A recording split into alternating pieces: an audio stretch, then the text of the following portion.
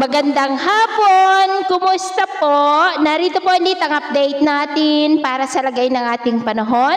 Ngayong hapon po ng June 10, 2025. Sa ngayon po ay patuloy pa rin na binabantayan ang bagyo na nasa labas na ng ating area of responsibility dyan sa may South China Sea.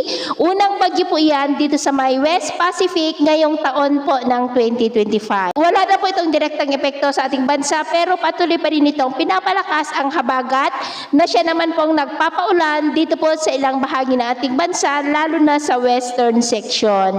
At ito naman ay pinapakita ng forecast model natin pong ginagamit hanggang po sa susunod na 2 linggo. At sa lagay po ng ating panahon, ngayong hapon po ay nakakaranas ng maulap na kalangitan with isolated rains sa ilang bahagi po ng Cagayan Valley, Cordillera, Ilocos Region, Central Luzon, Metro Manila, bahagi ng Calabar Zone, Bicol Region, Mimaropa, Panay Island, Negros, Cebu, Leyte, Samar Provinces, Zamboanga Peninsula, Northern Mindanao, Caraga, Davao Region, at Sorsogon. At mamayang gabi may tsansa pa rin ng mga isolated rains sa ilang bahagi na ating bansa, kaya mag-ingat po tayo dahil posible pa rin ang mga banta po ng mga pagbaha at pagguho ng lupa.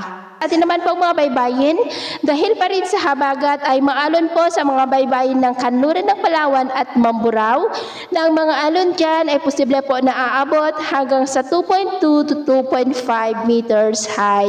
Kaya hanggat maaari po ay iwasan na muna natin ang papalaot dyan sa mga may kulay pula para po mas makaiwas sa mga sakunang pangkaragatan. So ito ang latest update natin sa araw na ito.